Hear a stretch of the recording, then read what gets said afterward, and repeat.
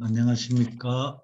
오늘은 고린도 후서 12장의 말씀을 묵상하도록 하겠습니다.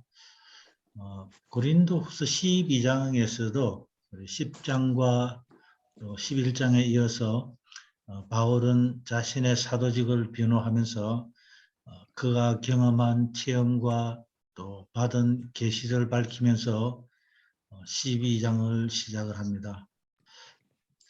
12장에서 특별히 여러 가지 우리가 주목해야 할 그런 성경 구절들이 있습니다.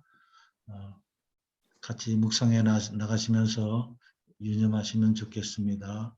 무익하나마 내가 부득불 자랑하노니 주의 환상과 계시를 말하리라. 처음으로 사도 바울이 받은 환상과 계시를 12장에서 밝히고 있습니다. 바울은 이어서 계속해서 자신의 사역에 대한 변호를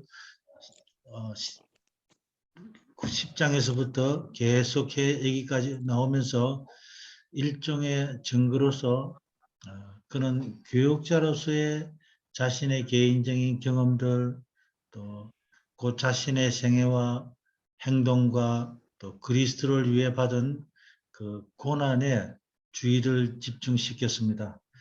이제 그는 그 모든 증거 중에서 가장 위대한 경험, 또 부활한 예수 그리스도와의 개인적으로 직접 그 만난 경험과 또 대적들이 경험한 것들을 능가하는 초자연적인 경험 이야기로 화제를 전환하고 있습니다.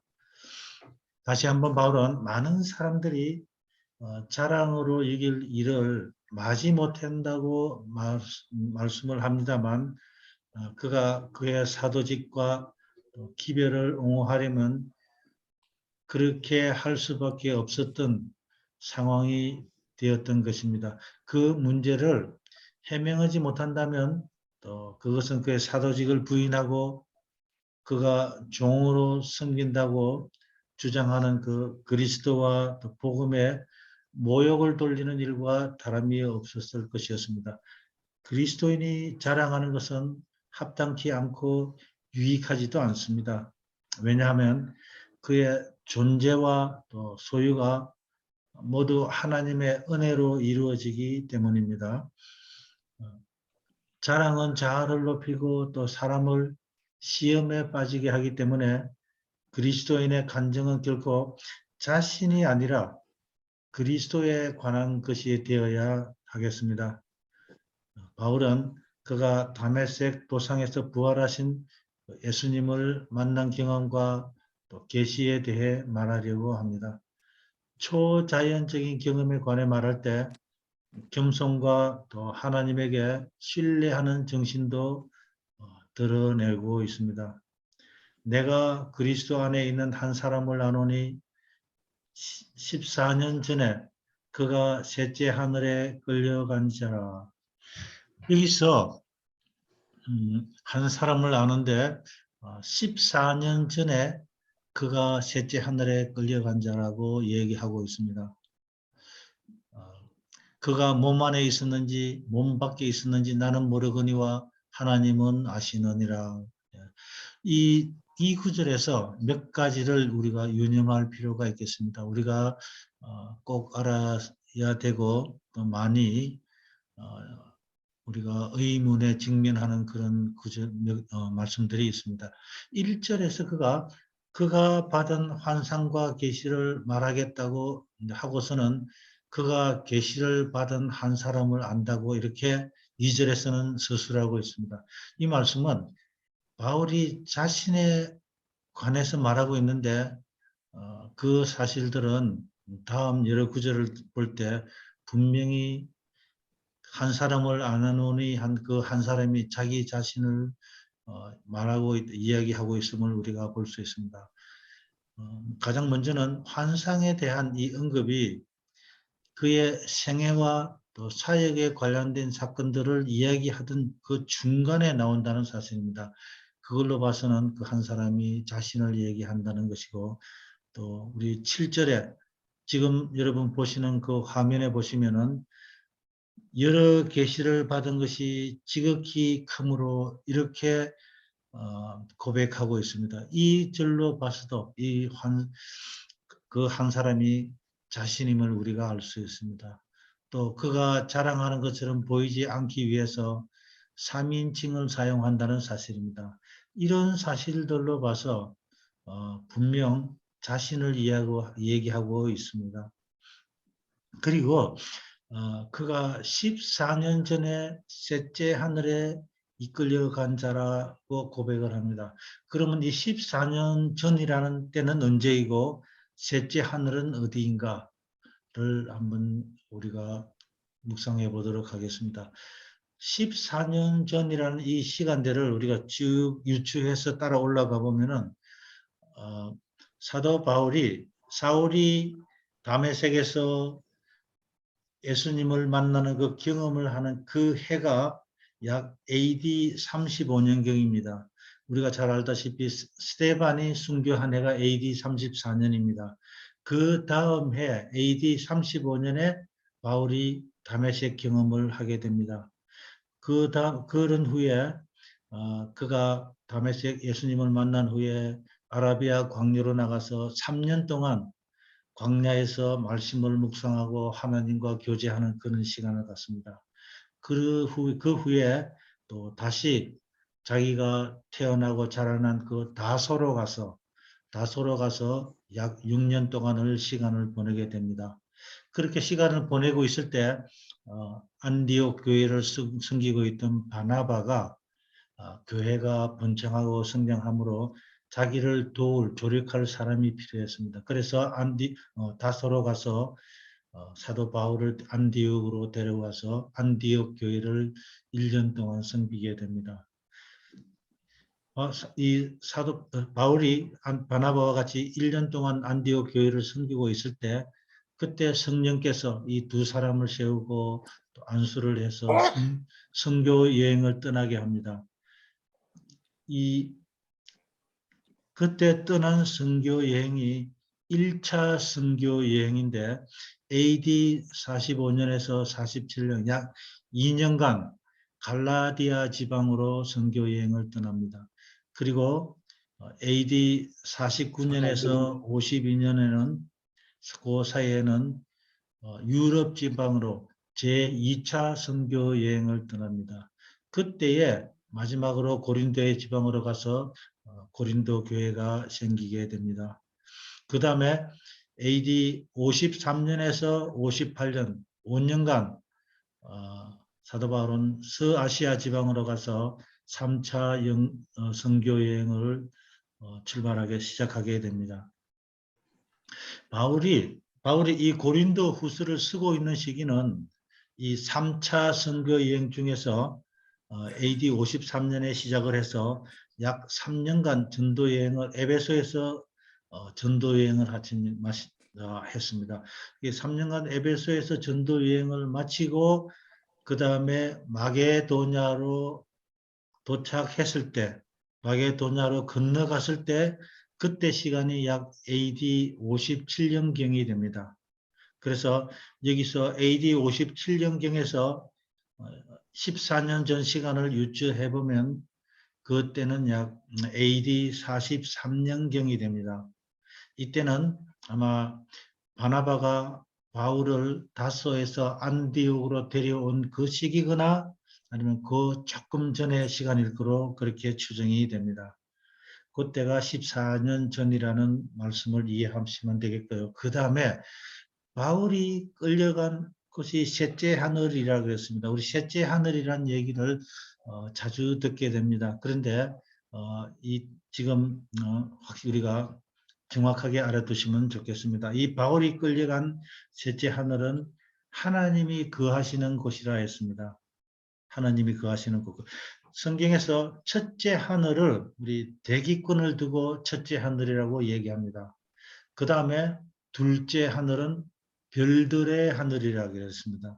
별이 있는 하늘들이 둘째 하늘이고 그 다음에 셋째 하늘은 하느님과 또 하늘의 존재들의 거처가 있는 곳이라 그랬습니다. 그러니까 하나님이 거하시는 그곳이 셋째 하늘이 되겠습니다. 그래서 우리가 사람에 따라서 어떤 때는 하나님이 뭐 대기권, 성층권, 전리권 뭐 이렇게 말하시는 분들도 있습니다. 지금 이것은 우리 재림교회 주석이 이렇게 설명하고 있습니다. 첫째 하늘은 대기권, 둘째 하늘은 별들의 하늘, 또 셋째 하늘은 하나님이 거하는 처소, 그것이 셋째 하늘이라 했습니다. 또 환상 중에 바울이 환상을 받았는데 환상 중에는 지상의 우리 주변 상황에 대한 그런 지각이 완전히 사라진다고 합니다. 환상 중에 이 보이고 들린 것들에 대한 그 지각과 때로는 제시된 장면들이 환상 속에서 제시된 장면들이 그 장면에 참여하는 것은 우리 실상을 해서 정상적인 지각과 경험과 이렇게 동일하게 완전히 실제적인 의식이라고 합니다. 그런 실제적인 의식 속에서 그런 환상들이 주어진다고 합니다. 내가 이런 사람을 나누니 그가 몸 안에 있었는지 몸 밖에 있었는지 나는 모르거니와 하나님은 아시느니라. 다시 1절의 말씀을 반복을 하고 있습니다. 이 반복하는 이유는 그가 본 환상을 강조하기 위한 것입니다. 그가 낙원으로 끌려가서 말할 수 없는 말들을 들었으니 사람이 가히 이르지 못할 말이로다 했습니다. 이 낙원으로 끌려간 이 낙원은 이 셋째 하늘을 말씀하고 있습니다. 단지 다른 말로 표현할 뿐이고 바울이 경험한 이 환상과 계시는 너무도 신비로운 것이어서 그것을 인간의 언어로 표현한다는 것은 불가능하다고 했습니다. 그리고 이 바울이 들은 말은 사람들에게 알려져서는 안 되는 그런 신적 비밀이기 때문에 발설해서는 안 된다는 그런 의미도 여기에 포함이 되어 있습니다. 내가 이런 사람을 위하여 자랑하겠으나 나를 위하여는 약한 것들 위하여 자랑하지 아니하리라. 바울은 하나님에게 인정받은 것과 또 직접적으로 하나님의 임재 앞에 출입한다는 점을 자랑할 만한 충분한 그런 권한을 가졌습니다. 그런 이것을 특별한 영예와 또 권위를 주장하는 그런 근거로 이용할 수도 있었지만 사도 바울은 그렇게 하지 않았습니다. 그는 자아를 나타내 보이지 않기로 작정을 했기 때문입니다. 이 환상과 또 계시의 경험 덕분에 바울은 하나님에게 특별한 영예를 받은 자라는 그런 특징을 지니게 되지만 그는 그것이 개인적으로 자신의 영예가 아님을 깨닫고 그것 때문에 자신에게 영예가 돌아오는 것을 원하지 않았습니다.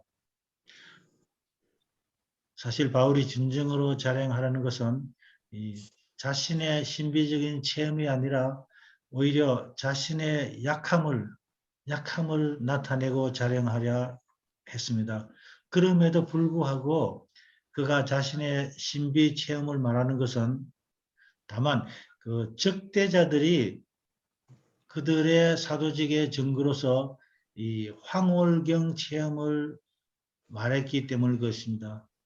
만약 그런 것이 이 사도직의 증거라면 바울 자신도 얼마든지 말할 것이 있었다는 의미로 환상 체험을 진술하게 되었습니다.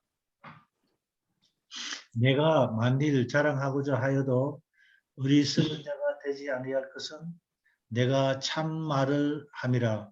그러나 누가 나를 보는 바와 내게 듣는 바에 지나치게 생각할까 두려워하여 그만두노라.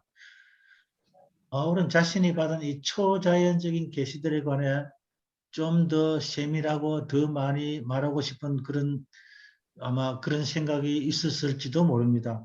인간적인 관점에서 보면 그에게는 분명히 그런 아주 비범한 그런 영광을 자랑할 만한 온갖 이유가 있었지만은 겸손하고 또 현명하게 그런 자랑을 삼가했습니다.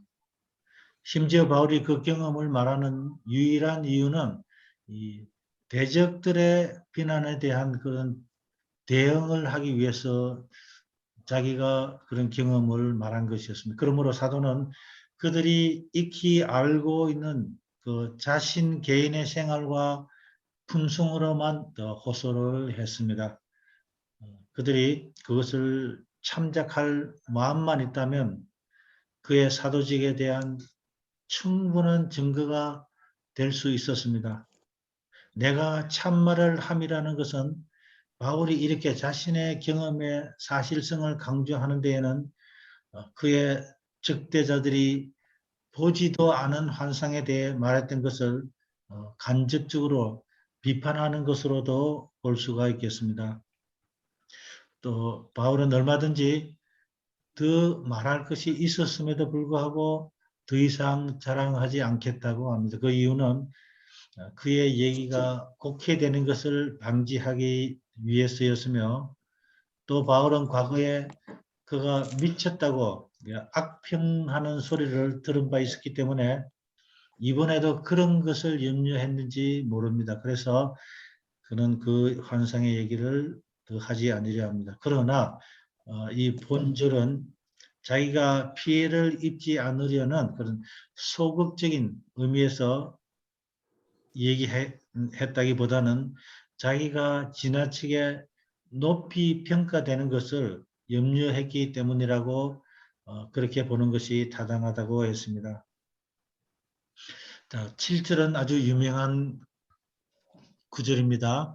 여러 계시를 받은 것이 지극히 크므로 너무 자고하지 않게 하시려고 내 육체에 가시 곧 사단의 사다를 주셨으니 이는 나를 쳐서 너무 자고하지 않게 하려 하심이니라. 바울은 일반인들과 달리 많은 계시를 경험했습니다. 그에게만 주어진 이 특수한 은총이 그를 교만하게 만들 수도 있었을 것입니다. 그러나 하나님은 바울이 그런 식으로 사도 바울이 실족하게 되기를 원치 않았습니다. 이것을 통해 바울 자신이 하나님의 그 세심한 배려 속에 있음을 우리는 간접적으로 알 수 있습니다. 육체의 가시, 곧 사단의 사자를 주셨다는 것은 바울에게 곤란과 또 불편을 주는 것임을 물론이요, 그를 매우 힘들게 하는 그런 것이었음에 틀림이 없습니다. 그것은 아마 시력에 영향을 준 그 고통이 분명했던 것 같습니다. 이 시력의 문제일 가능성은 사도 바울이 다메섹 도상에서 예수님을 대할 때 그 강렬한 빛이 그를 비추었기 때문에 그 일 때문에 시력이 손상을 입었을 것이라 우리 추정할 수도 있고, 또 갈라디아 6장 11절에 보면 11절에서 내 손으로 너희에게 이렇게 큰 글자로 쓴 것을 보라. 이렇게 한 것으로 봐서 큰 글자를 썼다는 것은 시력이 약하기 때문에 글자를 크게 썼다. 이렇게 우리가 또 추정을 해볼 수도 있습니다. 또 하나 로마서 16장 21절에 편지를 대필하게 한 것 등으로 보아 시력의 문제임을 우리가 짐작할 수 있습니다. 성경의 많은 제자들이 대필을 사용하였지만 사도 바울은 참으로 유명한 학자였고 그랬기 때문에 참으로 대필이 필요가 없었는데 대필을 해야 했던 이유는 아마 시력의 문제가 아닌가 저희가 그렇게 해석을 해볼 수가 있습니다. 육체의 고통을 사단의 사자라고 또 얘기하고 있습니다. 이렇게까지 표현하는 데는 바울이 그 가시로 인하여 당한 고통이 대단한 것임을 또 말해줍니다. 그리고 그 가시가 그의 삶에 큰 방해가 되었음을 암시합니다.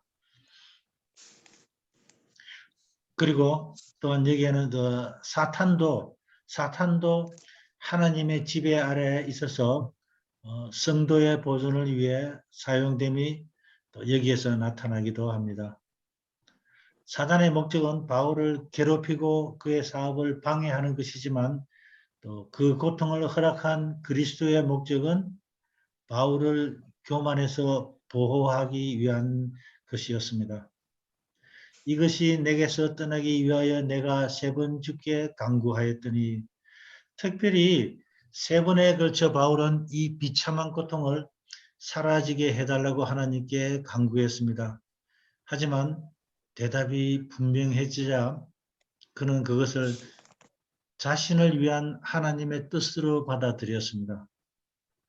그리스도가 자신이 마셔야 할 잔을 지나가게 해달라고 3번 기도하신 뒤 그것을 하나님의 뜻으로 받아들이신 사건과 동일함을 우리가 볼 수가 있습니다. 우리도 우리의 기도가 하나님으로부터 응답되지 않을 때에는 그것도 하나님의 뜻으로 받아들여야 함을 우리가 배우게 되겠습니다. 9절입니다. 내게 이르시기를 내 은혜가 내게 족하도다. 이는 내 능력이 약한 데서 온전하여 짐이라 하신지라. 이러므로 도리어 크게 기뻐함으로 나의 여러 약한 것들에 대하여 자랑하리니 이는 그리스도의 능력으로 내게 머물게 하려 함이라. 사도 바울이 하나님께 3번 기도했으나 하나님께서 내 은혜가 내게 족하도다 했습니다. 내게 이르시기를 내 은혜가 내게 족하도다라는 것은 이것이 하나님의 최후의 해답입니다. 최후의 해답이며 바울이 원했던 것과는 상반된 것으로 나타난 것입니다. 바울은 이 기도를 통해서 자신의 고통에서 벗어나지는 못했지만 또 그것을 견딜 수 있는 그런 은혜는 받았습니다. 바울은 틀림없이 이 자신의 사역에 장애가 된다는 이유를 들며 이 어려운 연약함에서 벗어나게 해달라고 하나님께 분명히 호소했을 것입니다. 그리스도는 풍성한 은혜를 내려 그의 필요를 넘치게 채워주십니다. 하나님은 환경을 바꾸거나 또 어려움에서 해방시켜 주겠다고 결코 그런 약속을 하시지 않았습니다. 반면 인내할 수 있는 내면의 힘은 인생의 외면적인 곤란을 극복하는 그런 능력보다 훨씬 더 고차원적인 하나님의 은혜를 표현합니다. 외견상 찢겨지고 초췌해지고 지치고 거의 쇠약해지더라도 마음속으로 하나님 그리스도 안에서 완전한 평안을 누리는 것이 사람에게 주어진 우리들의 특권인 것입니다. 나의 여러 약한 것들에 대하여 자랑하리니 혹은 연약함에 대하여 자랑하리니라는 것은 원망 없이 자신의 한계를 받아들이는 것은 곧 승리의 표시를 나타내는 것입니다. 내 능력이 약한 데서 온전하여 짐이라. 주님께서 바울의 간구를 거절하신 이유는 당연하면서도 또 한편으로는 굉장히 역설적입니다. 즉 바울이 인간적인 약점이 없다면 그 사역이 그 자신의 능력으로 또 잘못 이해되어 자신을 나타내는 그 자고할 수도 있었으며 또 다른 사람들이 그를 신처럼 떠받들었을 것입니다. 그런 그가 그 약점을 지님으로써 자신에게 나타나는 능력이 오직 하나님에게만 비롯되었음을 자각하게 되었고 또 겸손하게 되었습니다. 이로써 겸손한 자에게 하나님께서 은혜를 주신다는 그 은혜의 원리가 사도에게도 적용되어 바울은 끊임없이 그 은혜의 원리를 따라 살게 되는 것이었습니다. 도리어 크게 기뻐함으로 나의 여러 약한 것들에 대하여 자랑하려니 이는 그리스도의 능력으로 내게 머물게 하려 함이라. 여기서 바울의 약한 부분들이 많을수록 또 그리스도의 능력은 확고하고 또 변함없이 머무를 수 있었습니다. 그러므로 바울은 즐거이 약한 상태에 머무를 수 있고 또 자기의 약함을 도리어 기뻐할 수 있는 것입니다. 여기서 바울이 진정으로 자랑하고자 하는 것이 그의 약함이었음을 이해할 수가 있게 됩니다.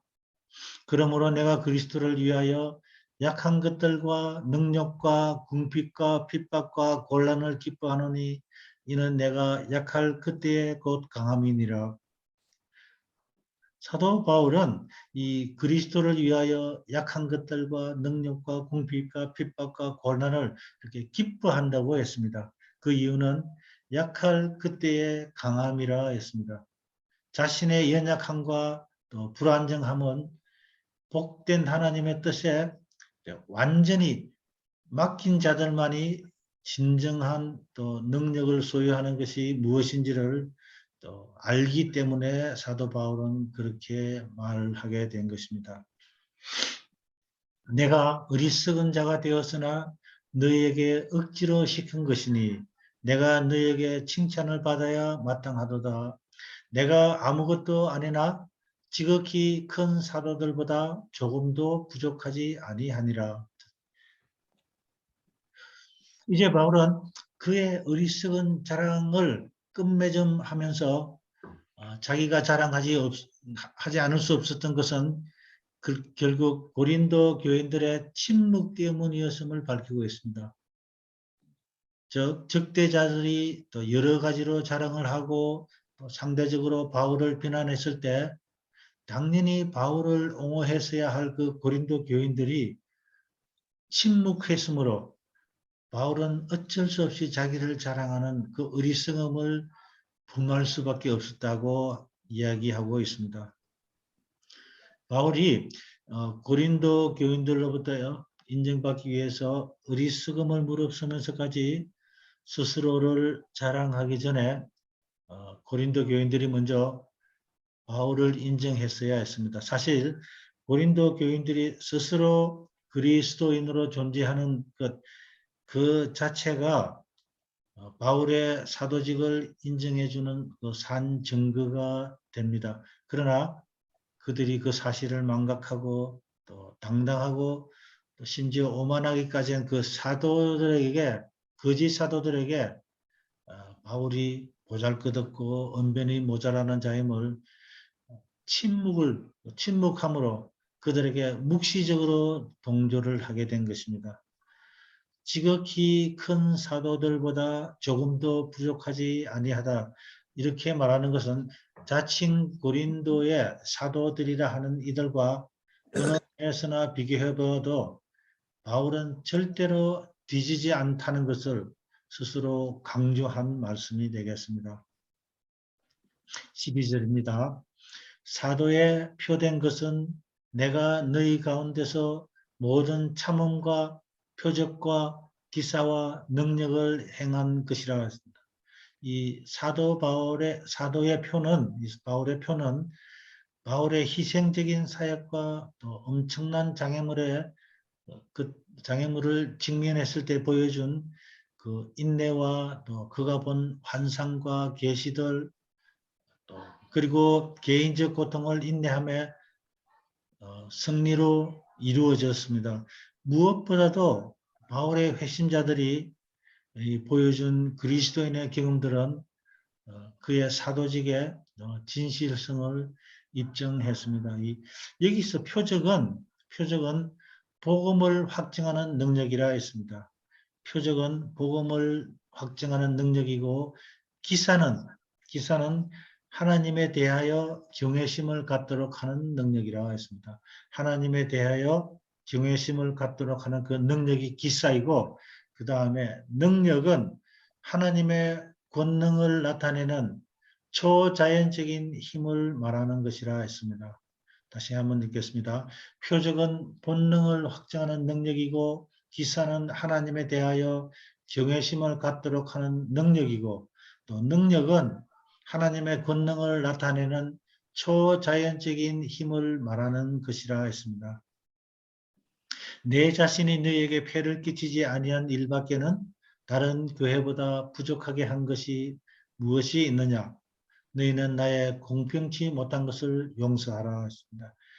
고린도 교인들은 그리스도의 참 사도가 줄 수 있는 모든 특권과 혜택과 또 가르침과 설교와 또 이적과 편지와 조직과 구성과 조력 등 이 모든 것을 값없이 향유를 했었습니다. 이 모든 것이 그를 비난하는 자들에게는 전혀 없었습니다.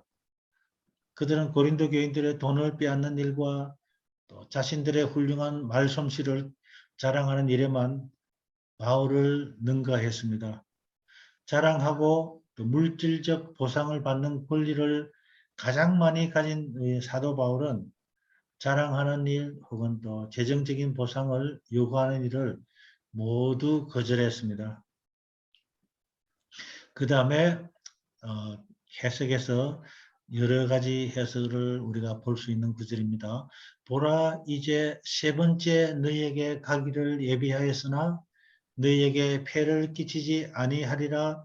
나의 구하는 것은 너희 재물이 아니요 오직 너희니라. 어린 아이가 부모를 위하여 재물을 저축하는 것이 아니요 이에 부모가 어린 아이를 위하여 하느니라. 보라, 내가 이제 세 번째 너희에게 가기를 예비하였으나 그랬습니다. 이 구절은 또 우리 마지막 고린도후서 13장 마지막에서도 세 번의 가기를 또 세 번 방문 이런 말들이 나옵니다.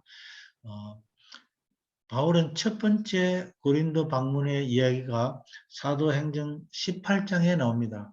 18장에 나오는데 그 첫 번째 방문은 우리가 조금 전에 제가 말씀드렸던 2차 선교 여행 때 그때의 방문이 처음 고린도를 방문한 선교 여행이었습니다.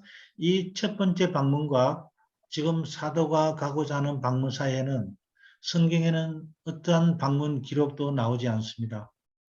문법적으로 세 번째 그가 가려고 계획한 방문, 이 방문은 세 번째라는 말은 그가 계획한 방문일 수도 있고 아니면 실제로 그가 간 방문일 수도 있습니다. 이 세 번째 문법적으로 그렇게 우리가 해석을 하고 할 수가 있습니다. 세 번째 가려고 계획한 것을 지지하는 이들은 또 두 번째 방문이 결코 이렇게 실현되지 못했고 따라서 이것은 그가 고린도로 방문하기 위해서 세 번째로 세웠던 계획이지만 실제로는 두 번째 방문이 될 것이라고 이렇게 얘기합니다.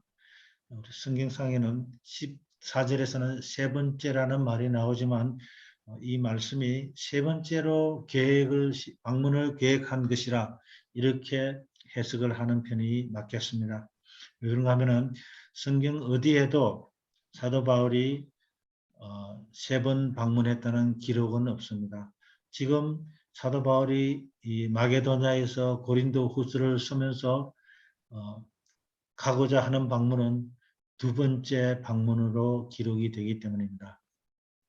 그 다음에 표를 끼치지 아니하리라. 나의 구하는 것은 너희 재물이 아니요 너희니라. 이것은 고린도 교인들에 대한 관심이었지 그들의 이 재물이 결코 아니었습니다. 반면 거짓 사도들은 그들의 재물에 더 많은 관심을 가졌던 것입니다. 이 바울의 관심은 오로지 고린도 교인들이 또 하늘의 보화를 지키고 세상에 시시한 것들에서 시선을 돌이키도록 그렇게 조력하는 데 있었습니다. 고린도 교인들과 바울과의 관계는 믿음 안에서 자녀와 영적 아버지의 관계였습니다. 그들은 아직 미성숙한 그리스도인이고 또 그리스도 안에서 어린아이와 같았습니다. 바울은 자녀가 부모를 복령하지 말아야 한다고 가르친 것이 아니라 아동기와 청년기에는 기본적으로 그 책임이 반드시 부모에게 있다는 것을 말하고 있습니다.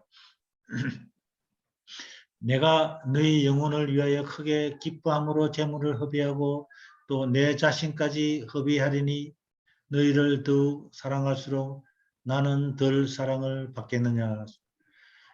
바울의 주요 관심사는 그들의 육신적인 복리가 아니었습니다. 사도는 영생하도록 하는 그 양식, 또 마음을 위한 양식, 또 영혼을 위한 양식을 항시 생각하고 있었습니다. 그런 양식의 대가는 시간과 정력과 계획과 희생에 비춰본다면 육신의 양식을 위한 그런 대가보다 훨씬 더 크고 중대한 것이었습니다.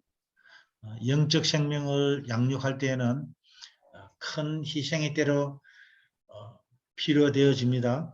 이 동료 인간을 섬기는 일에는 사람의 존재와 소유의 모든 것을 하나님에게 아낌없이 바치는 그런 것도 필요되어집니다.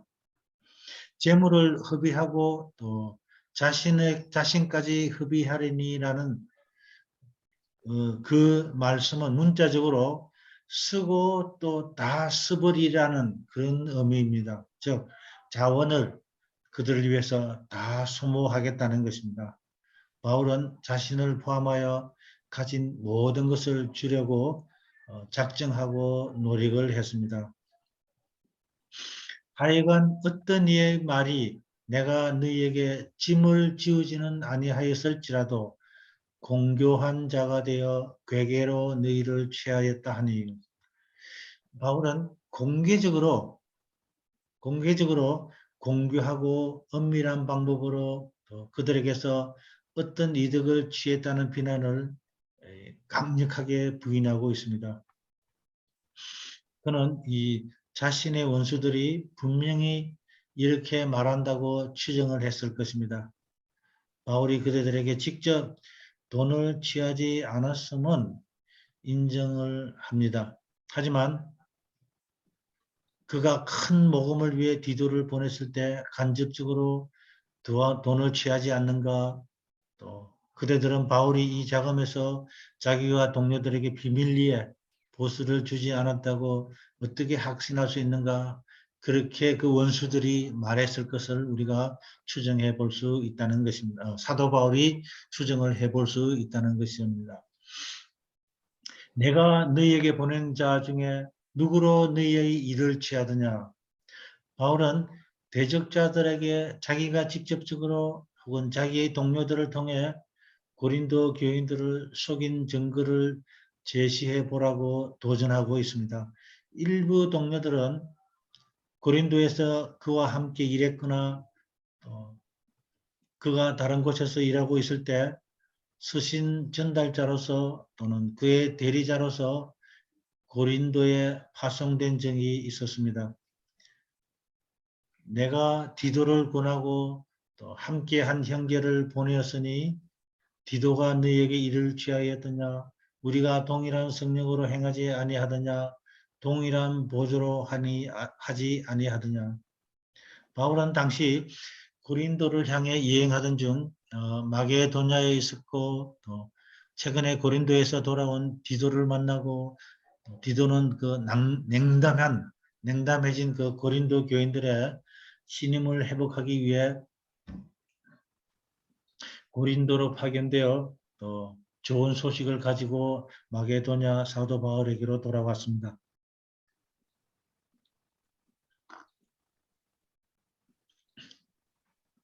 디도는 혹은 그와 함께 간 그 무명의 형제가 그들을 속였다는 증거는 아무것도 없었습니다.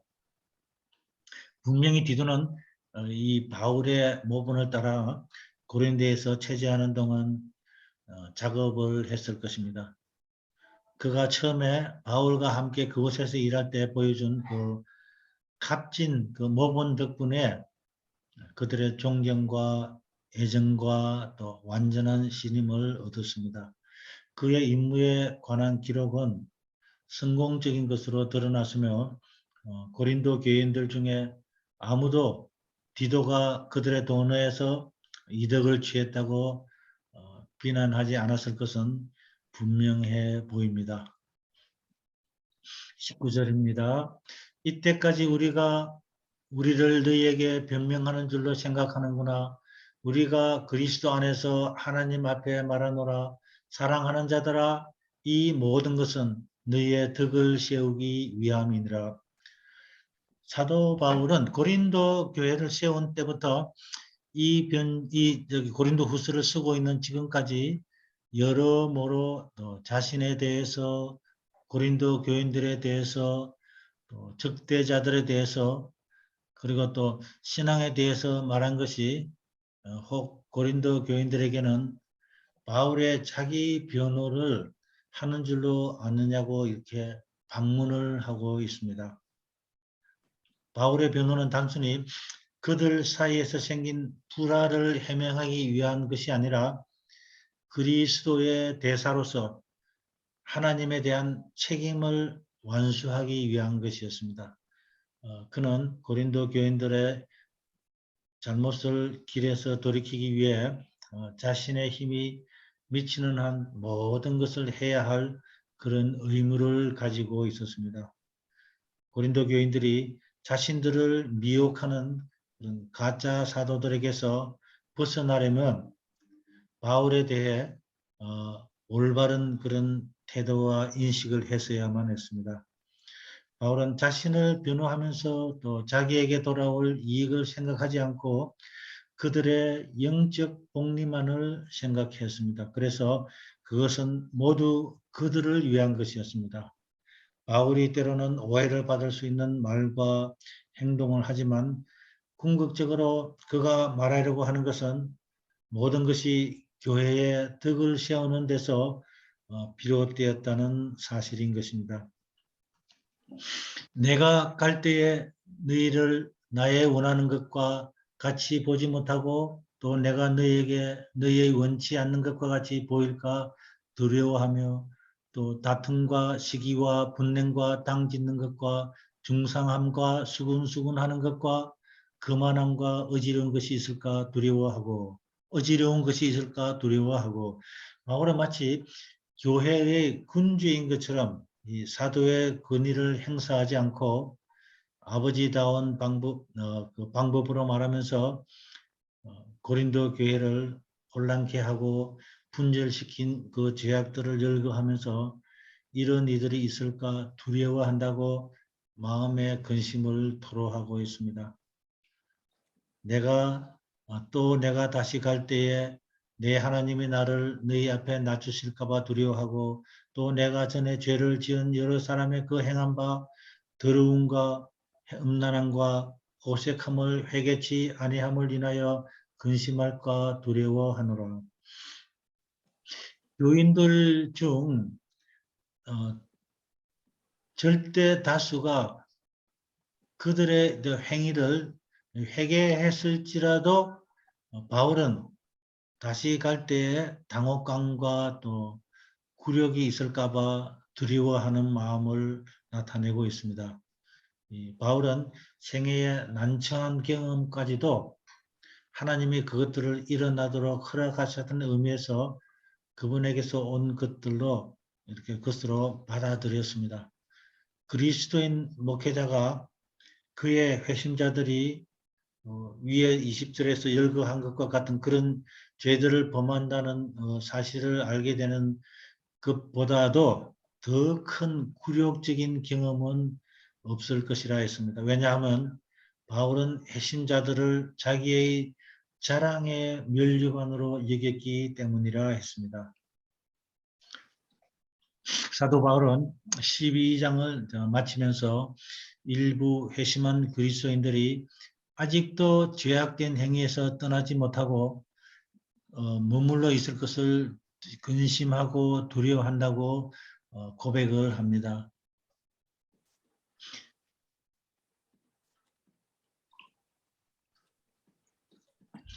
죄악이 신자라고 공언한 자들의 생애에서 죄악이 승리하는 것을 보는 사도 바울의 마음에는 심한 고통과 통증이 유발되었다고 했습니다.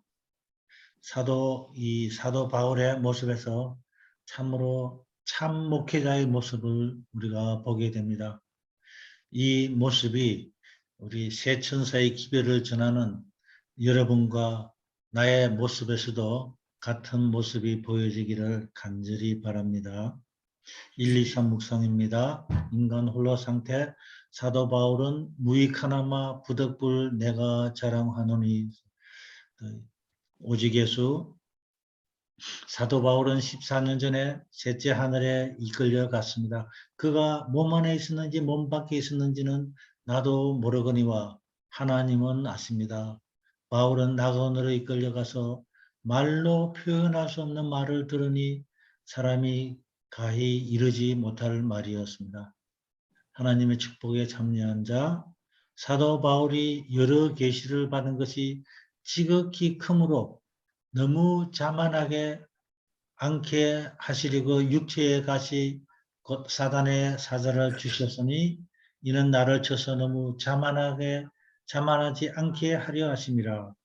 이것이 내게서 떠나가게 하기 위하여 내가 3번 주께 간구하였더니 나에게 이르시기를 내 은혜가 내게 족하도다.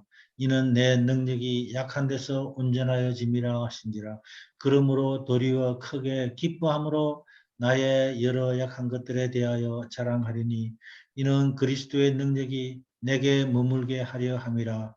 그러므로 내가 그리스도를 위하여 약한 것들과 능력과 궁핍과 박해와 공고를 기뻐하노니 이는 내가 약한 그때의 강함이라 했습니다. 우리가 약한 그때의 강함을 그리스도로부터 받게 되겠습니다. 이것으로 고린도후서 12장의 말씀의 묵상을 마치도록 하겠습니다. 감사합니다.